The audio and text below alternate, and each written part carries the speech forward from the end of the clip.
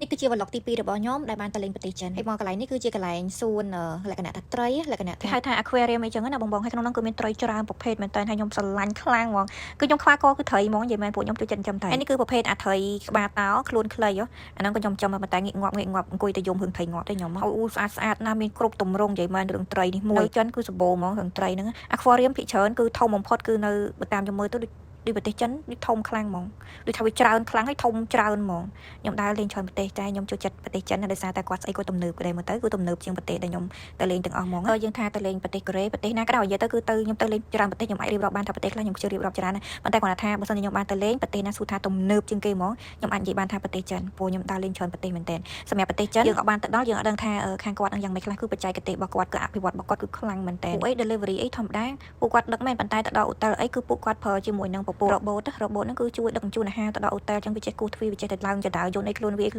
មានអារម្មណ៍ថាយើងដូចរស់នៅក្នុងឆ្នាំ2050អញ្ចឹងទៅកន្លែងប្រទេសចិនណាបងប្អូនហើយខ្ញុំនិយាយនេះគឺរឿងពិតបងប្អូនដែលគាត់បានទៅលេងអីបើគ្រាន់តែយើងទៅគ្រាន់តែទិញអីវ៉ាន់ទិញអីអាហ្នឹងវាមិនឃើញជាទាន់សម័យទេតែបើយើងដើរលេងណាគឺមានអារម្មណ៍ថាវ៉ាវខ្លាំងហ្មងដើរលេងច្រើនប្រទេសទៅដឹងថាប្រទេសណាដែលលក្ខណៈថា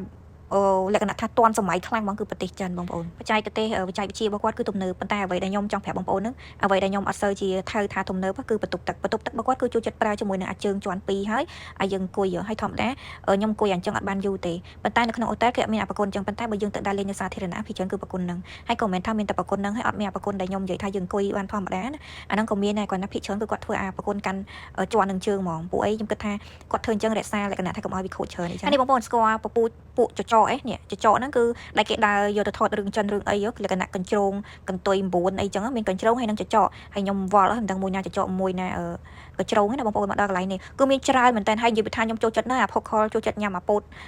ពងគេនិយាយផុកខល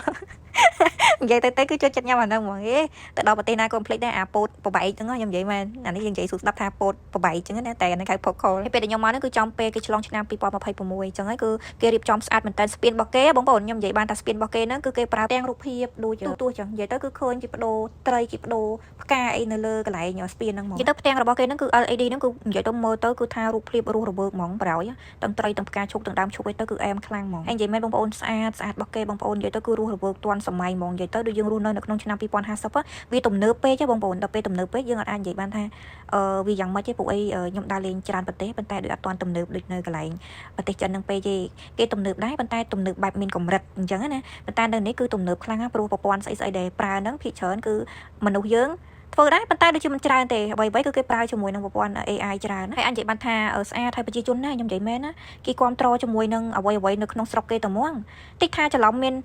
អាហារបរទេសឬក៏ម៉ាត់ហ្នឹងគឺមានរបស់ដែលបរទេសដាក់លក់បានទៅអត់ទេអត់មានទេបងប្អូនគឺសុទ្ធតែរបស់គាត់ទាំងអស់ប្រជាពលរដ្ឋគាត់ទាំងអស់បងប្អូនគឺអ្នកណាធ្វើអីបានគឺធ្វើទៅចាអញ្ចឹងមិនថាផលិតផលនៅក្នុងស្រុកការដាំដំណាំឬក៏ស្អីគឺគេដាក់លក់ក្នុងម៉ាតគេគឺសុទ្ធតែរបស់គេហ្មងទីថានាំចូលដូចជាវៀតណាមដូចជាថៃអត់មានទេផលិតផលគេគឺសុទ្ធតែរបស់គេទាំងអស់ខ្ញុំនិយាយមែនអញ្ចឹងមិនថាគេគ្រប់គ្រងជាមួយនឹងផលិតផលក្នុងស្រុករបស់គេអត់មាននាំចូលពីខាងក្រៅប្រទេសមកគឺអត់ហ្មងគឺផលិតផលរបស់គេទាំងអស់គឺខ្ញុំបានទៅលេងហ្នឹងគឺទាំងញ៉ាំទាំងអីមកគឺតលៀមត្រឡប់របស់គេគឺគេគ្រប់គ្រងហើយមួយទៀតការដើរលេងនៅហ្នឹងគឺអត់ពិបាកទេបើសិនជាអត់មាន scan លុយទេឬក៏ម៉ងអីខ្លួនឯងទេគឺអត់បានញ៉ាំទេអញ្ចឹងពេលដែលយើងចូលឧទាហរណ៍ថា Alipay អញ្ចឹងទៅយើង scan នៅលើតុកយើងលេខម៉ានគឺគេដឹងហ្មងហើយអត់មានទៅពិបាកថាអូប្រើអ្នករត់តុកអីច្រើនគឺអត់ទេគឺយើងចាប់ផ្ដើម scan Alipay ទៅគឺវាចេញមនុយឲ្យយើងហើយអញ្ចឹងពេលដែលយើងចុចកំងចុចអីនៅលើហ្នឹងហ្មងហើយខ្ញុំចង់ប្រាប់ថាលុយនៅប្រទេសចិនគឺទិញបានច្រើនបានន័យថាធូរថ្លៃហើយសម្រាប់ការ scan ហើយយើងកំងទៅព្រោះអីអត់គេអត់មើលកត់របស់យើងច្រឡំអីអត់ទេពេលដែលយើង pay លុយហើយបាននៅវ៉ាន់ហ្នឹងមកហូបហ្នឹងចាញ់ឲ្យយើងញ៉ាំអញ្ចឹងអីសោះគាត់អ្នកហាត់ប្រាណបងប្អូនឃើញទេអ្នកហាត់ប្រាណគឺជាក្រុ